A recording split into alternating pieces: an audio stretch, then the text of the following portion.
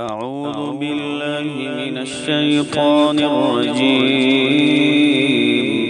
بسم الله الرحمن الرحيم.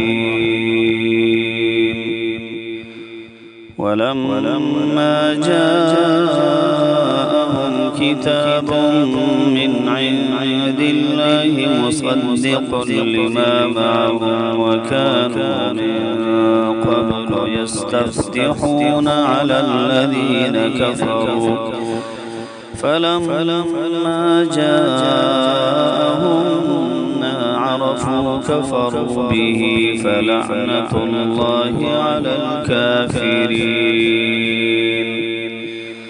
بئس ما اشتروا به أنفسهم أن يكفروا بما أنزل